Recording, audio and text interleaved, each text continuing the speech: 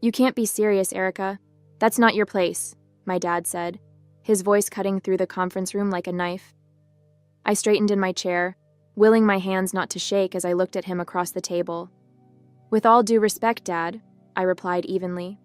I wouldn't be making this suggestion if I didn't believe it was the best move for the company.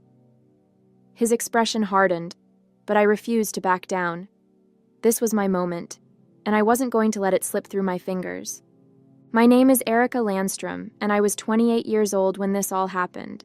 I worked at my dad's oil and gas company, Landstrom Energy, a giant in Houston's corporate world. Growing up, I always knew this company would define our family. It was my dad's pride and joy, the empire he'd built from the ground up. But while my older brother, Scott, was groomed to inherit it, I was always on the sidelines.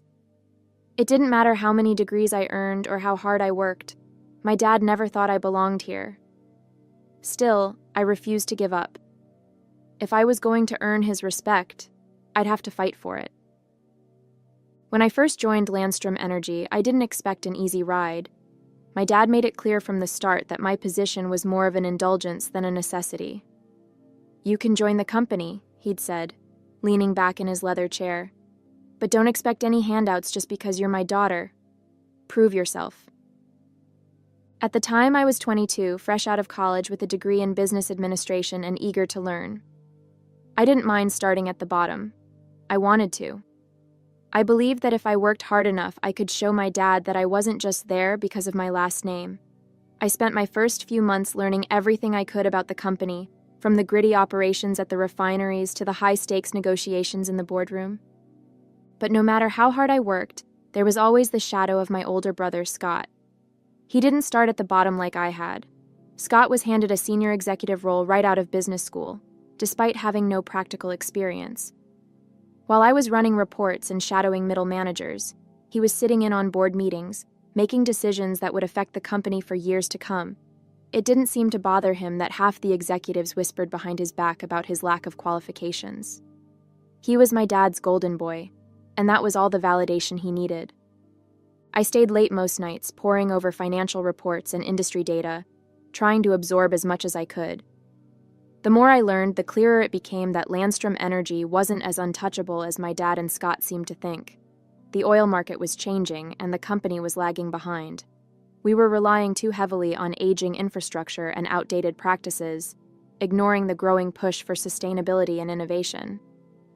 I brought it up during a team meeting once, suggesting we allocate more resources toward renewable energy research.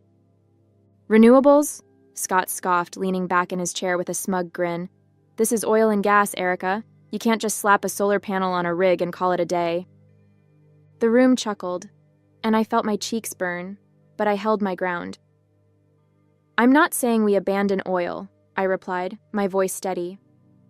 But the market is shifting, and if we don't adapt, we'll fall behind. We need to think about the future. My dad watched the exchange silently, his expression unreadable. When the meeting ended, he didn't say a word to me. But later that evening, I found an email in my inbox, a request from him to prepare a detailed report on renewable energy trends. It wasn't much, but it was the first time he'd acknowledged my ideas. It was a small win, and I clung to it. The email became my lifeline, a chance to prove myself. I spent weeks compiling data, conducting market research, and interviewing industry experts. Every free moment I had was dedicated to that report. When I finally handed it to my dad, my hands shook slightly. He took it without much reaction, flipping through the pages with a furrowed brow. "This is thorough," he said, finally looking up at me. "I'll take a closer look and let you know." It wasn't exactly glowing praise, but it was enough to keep me going. Weeks passed, and I heard nothing. I convinced myself he'd tossed the report into a pile of forgotten paperwork. But then I overheard him mentioning some of my recommendations during a board meeting.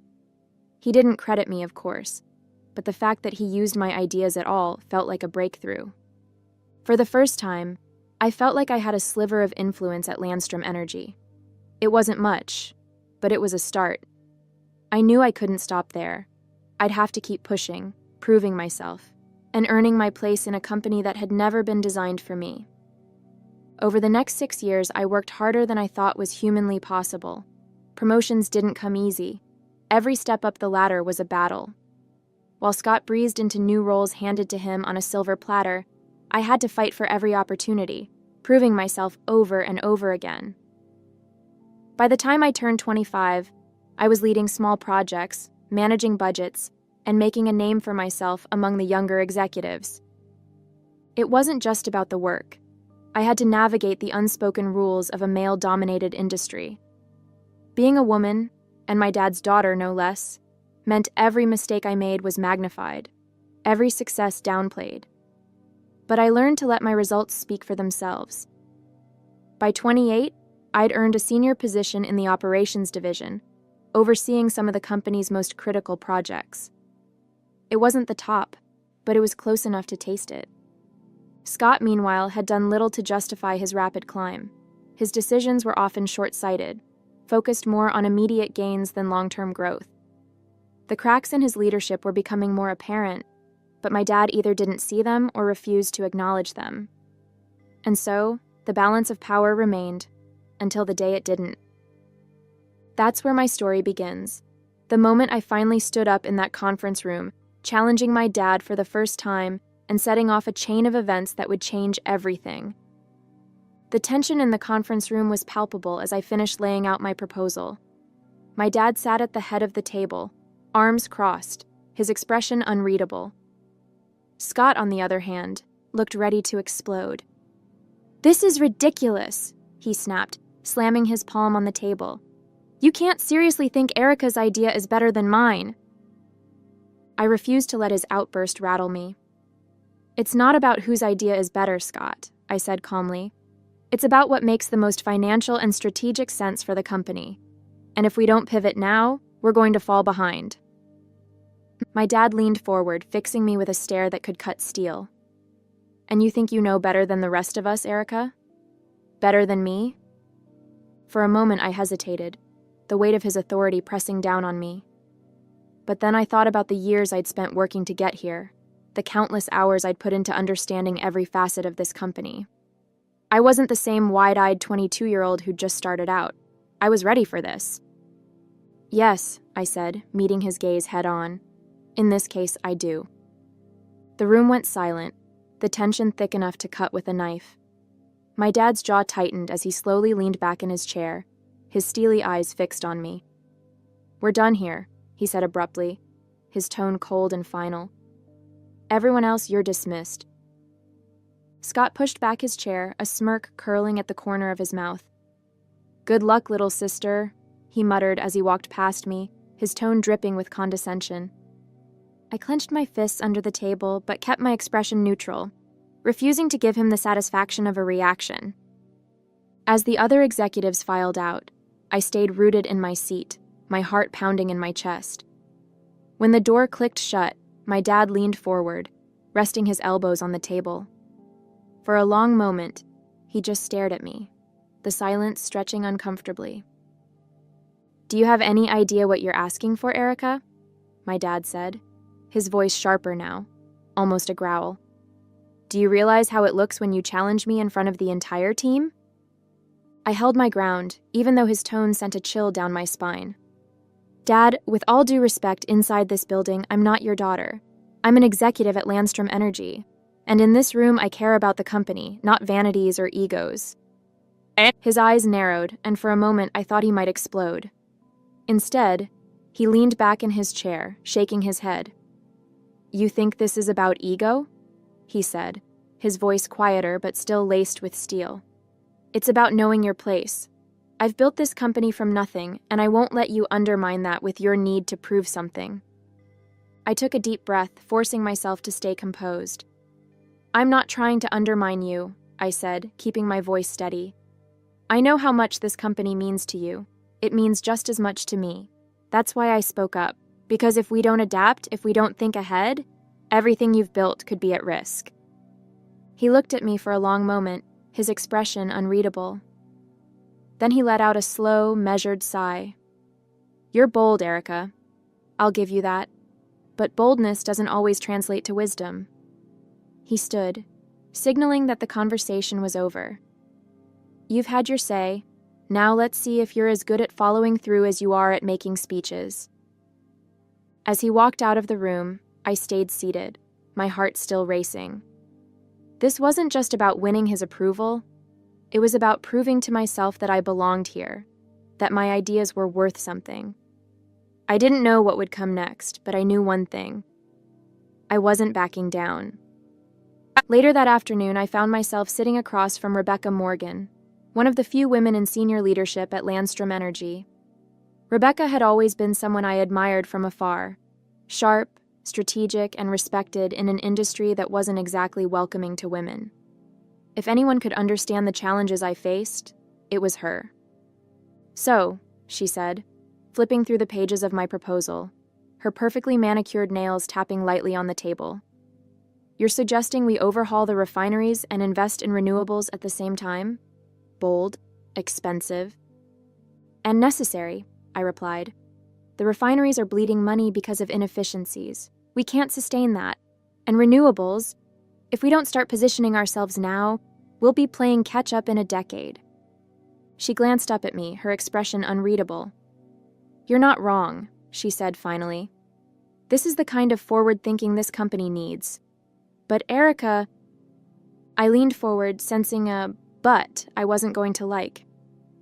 "This place," she continued, her voice lowering slightly, "isn't built for women like us.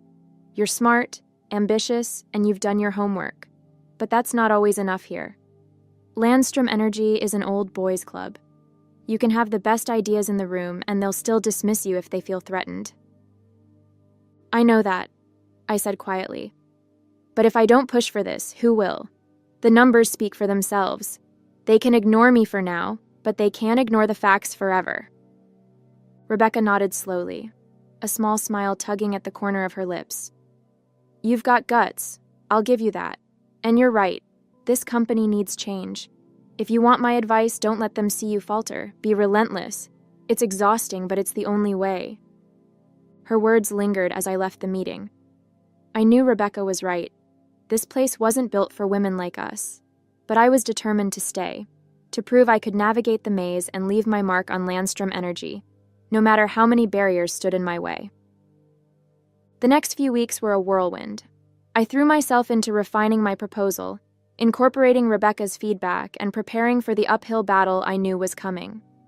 Late nights at the office became the norm, and the stack of coffee cups on my desk grew taller each day. I could feel the weight of the company's future pressing on my shoulders, but I was determined not to let it crush me. One evening, as I was poring over market projections, there was a knock on my office door. I looked up to see Marcus Langston, one of our lead engineers, standing in the doorway with a tentative smile. "Mind if I come in?" he asked. "Sure, Marcus," I said, gesturing to the chair across from me. "What brings you here so late?" He sat down, glancing at the spreadsheets strewn across my desk. "I've heard about your proposal," he began. "Word gets around. I wanted to say that I think you're on to something." I raised an eyebrow, surprised. "You do?" He nodded. "Absolutely. The industry is changing, and we can't keep doing things the same old way. I've been working on some green technology initiatives on the side, but they've never gotten much traction with upper management." "Tell me more," I said, intrigued.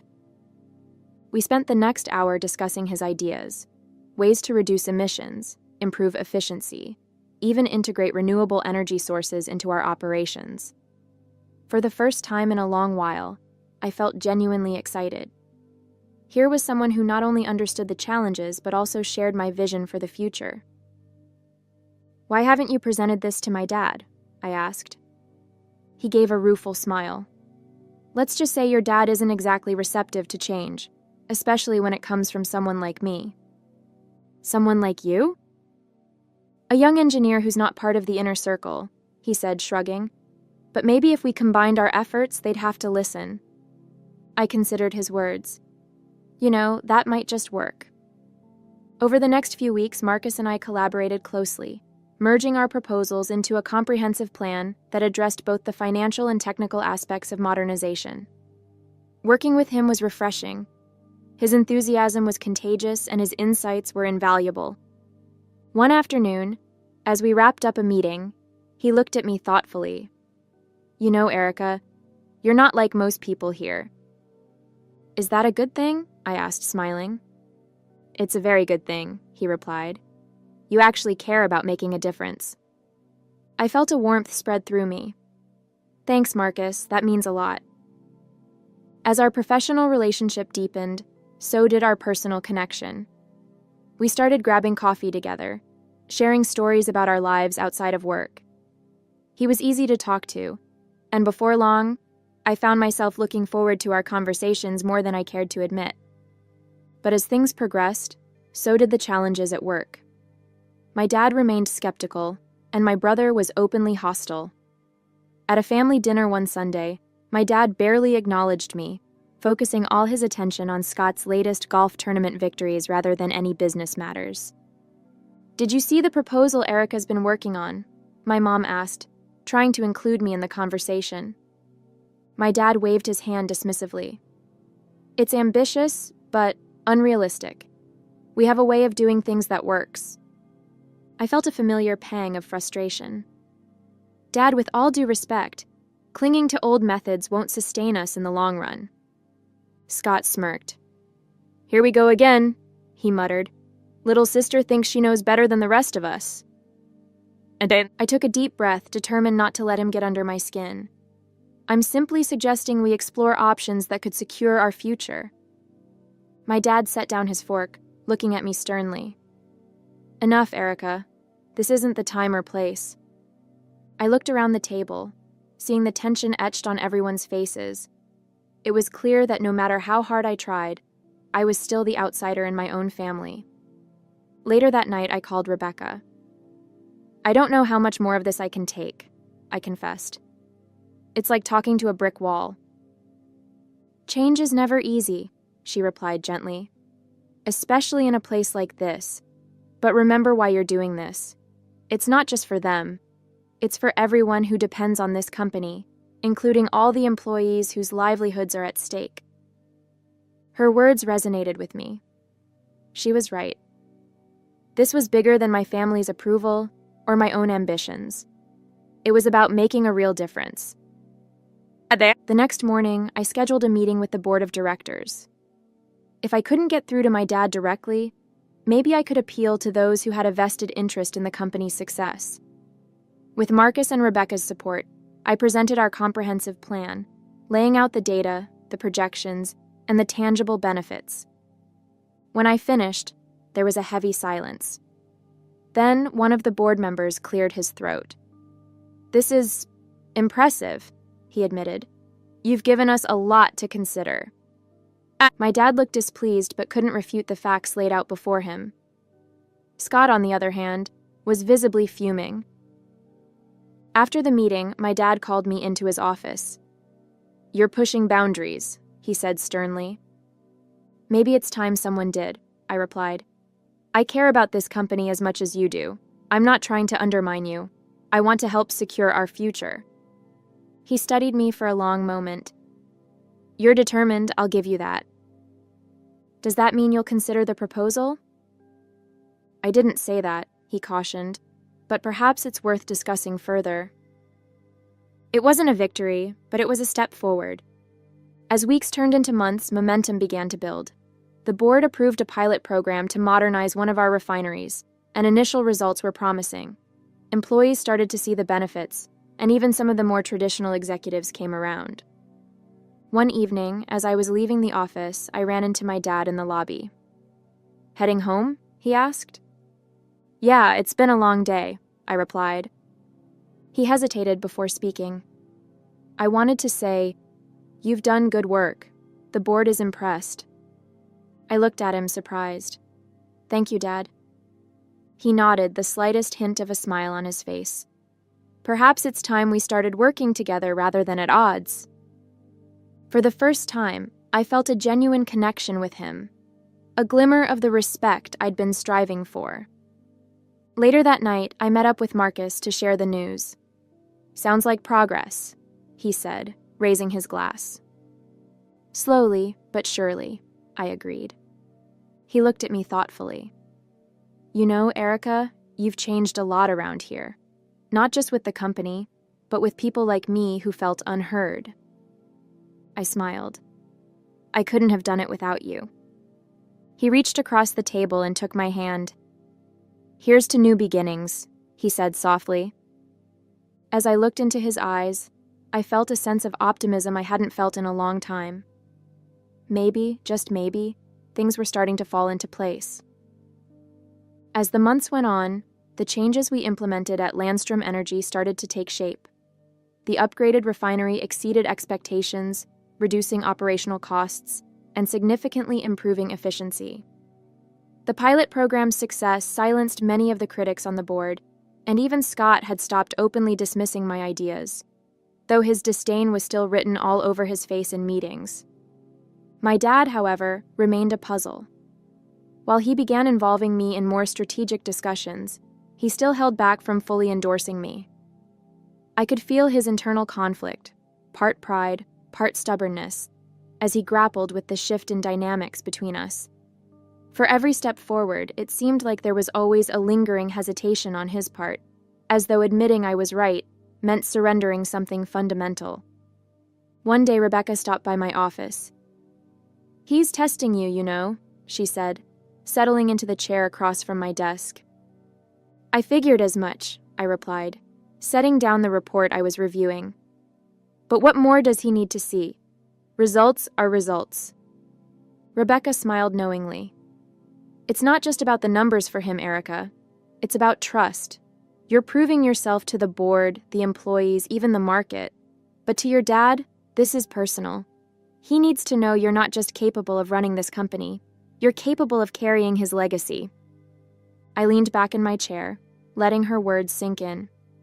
"And how exactly am I supposed to prove that?" Rebecca stood, smoothing her blazer. "Keep doing what you're doing. Show him you're not here to take over.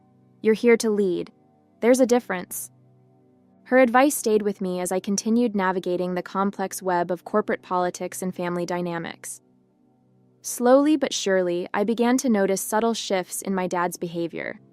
He started asking for my input more frequently, occasionally deferring to my judgment in meetings. It wasn't a complete transformation, but it was progress. The turning point came during a quarterly review meeting. One of our largest investors raised concerns about RevengeStorm Energy's future strategy, questioning whether the company was prepared for the challenges of a shifting energy landscape. Before I could respond, my dad surprised everyone by stepping in. "Erica has been spearheading initiatives to address exactly that," he said, gesturing toward me. "Her work on modernizing our refineries and exploring renewables has already shown promising results. I believe her vision is what will carry this company forward." The room fell silent, all eyes on him, and then on me. For the first time, I saw genuine respect in his expression, not just for what I'd accomplished, but for who I'd become. After the meeting, as we walked out together, he placed a hand on my shoulder. "You've earned it, Erica," he said quietly. "Every bit of it." Those words stayed with me long after he'd left. They weren't a declaration of total approval or a formal passing of the torch, but they were a start.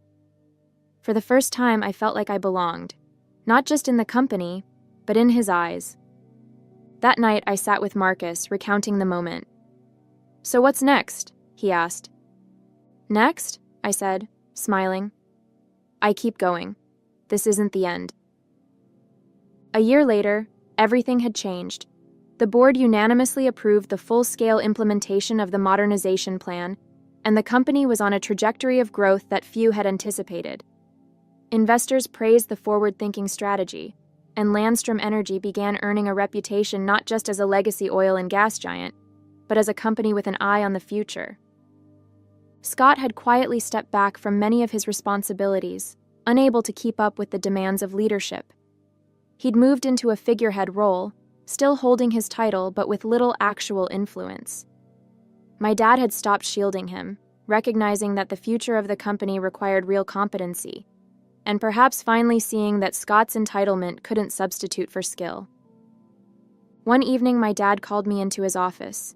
It was late and the building was quiet, save for the hum of fluorescent lights. He sat behind his desk, the weight of decades of leadership evident in his posture. "Sit down, Erica," he said, gesturing to the chair across from him.